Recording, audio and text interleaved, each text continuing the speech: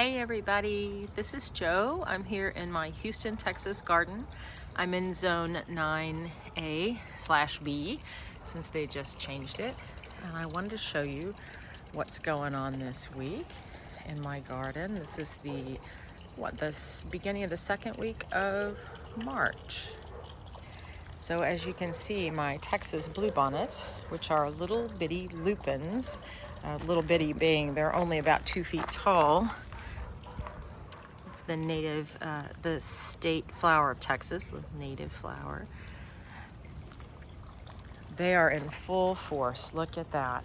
I mean, and this is the most fun part, is that my little walkway keeps getting smaller and smaller through the gravel as these get bigger and bigger. So that's cracking me up. And then I've left some of this evening primrose in. It's very invasive and I've been pulling most of it out, but I left a little patch in. This is what it looks like out in the fields in Texas right now. Bluebonnets and little different wildflowers, including the evening primrose, all over the place.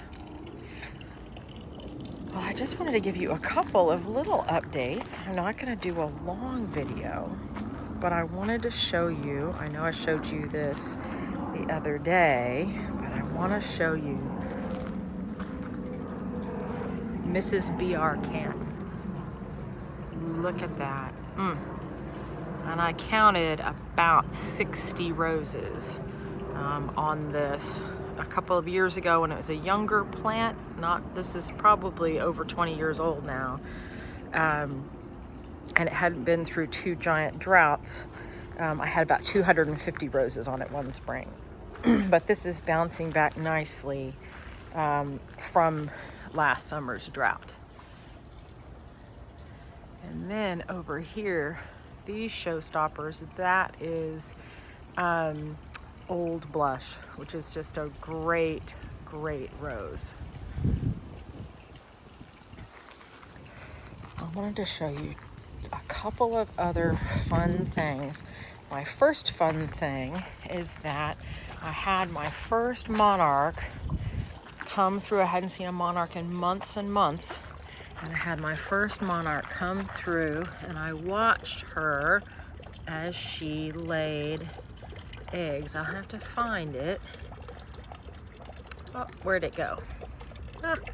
Should have thought of this before I turned on my camera. Maybe it was this one. There it is. See that little dot? That is a Monarch butterfly egg. And my other native milkweed. So this is a native milkweed called Asclepias perennis, which is aquatic milkweed. This one is another native. I have forgotten the name of it completely. This is the one that has come back.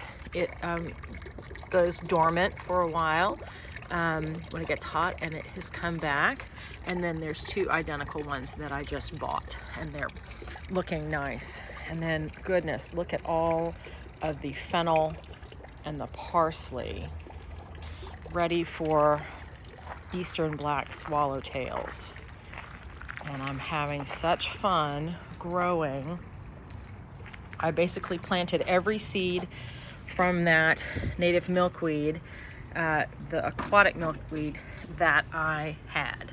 And so I'm having some luck, not as much success as I thought I would, but I've got some really nice seedlings popping up here and there, and I've got them all over the place. And then I've got some other things coming up, mostly a lot of gomphrena and a lot of basil. The other thing I wanted to show you, we walk around. This is one of the things that we walk around and check. This is one of the most fun things about spring, is walking around your yard. Hello, Miss Doubtfire. Walking around your yard and seeing what has come back after the winter. And this is my passion vine. This is a native Texas, and it is the host plant for the Gulf fritillary butterfly. And look how well that is coming back. And it is a vine, and it will climb up all of this. So I'm thrilled that that has come back. All my roses are pretty scruffy, but this one that's been here since we bought the house is, oh, big airplane. Sorry.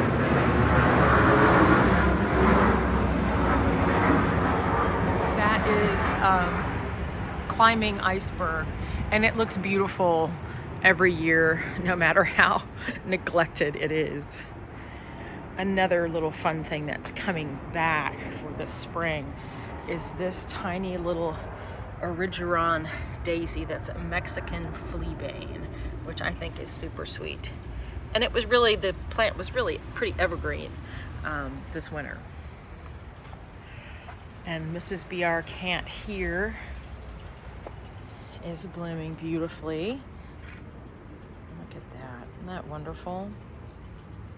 And then I bought Cecile Brunner rose last year. It didn't bloom a single flower, but now, look, it's getting ready to bloom all over. And I'm so thrilled because I've wanted to grow this rose for a long time. So I bought it, it was a pretty big pot, but you know, it was only about a foot high. So that is all growth just since last spring, I guess. Now, the other thing I'm going to show you, well, there's, you know, I want to show you everything and spend 2 hours doing it. Just come to my house and I'll show you all the things. Look at this amazing coneflower. It's huge. It must be 3.5 feet tall. Wonderful, wonderful, wonderful. And I asked a question the other day about my Duranta and whether it would come back from a freeze. And it has indeed come back. It didn't come back, it's coming back from the very bottom. I didn't know if it would come back from here, but it has come back, thank goodness, from the bottom there. And I planted a bunch of Cosmos seedlings out here. And I moved some little coneflower seedlings that had seeded in my gravel. The other thing I wanted to show you in my sort of short video is, oh, let's see if I could see blue-eyed grass. It's already closing for the day. Look how sweet. That's a little native Texas grass called blue-eyed grass. And then this is the Blackfoot daisy. That's native to Texas as well, looking so sweet. But what I wanted to show you, you know, sometimes you plant something, plant some seeds in your little seed starting mix, and you watch it and you watch it and you get so excited about it and you just can't wait to see if it'll come up, and you know that last time you did it, it was really finicky, and so you're not sure it's going to work this time and you fuss over it. Well, this is last year's Jewels of Opar, and you can see it's just getting ready to bloom. I had this pot over here. Now I've just planted Jewels of Opar. They're literally in the little seed starting kits that I showed you. This is what I noticed today as I sat out here. Can you see? This is all Jewels of Opar, all this pale green everywhere. This is where I had it, and it has self-seeded all over the gravel. So while I'm over there fretting about whether it will whether it will come up or not, I have 50 of them in the gravel. So sometimes, you know, nature is going to do what it wants to do, and it's such a treat when it does. All of this amazing stuff, most of this is of course, ivy geraniums, which I'm currently, my obsession continues. And then I'll end on this. I found this little basket, this little metal basket at Goodwill. And I bought some of that little cocoa coir lining, and I filled it. It's sort of Eastery and springy, and is my new favorite thing this week. Well, I hope you guys have a great week, and stay tuned for a more in-depth tour later on, maybe at the end of the week. Y'all take care. Thanks so much for watching. I hope you're having fun out in your garden too. Bye-bye.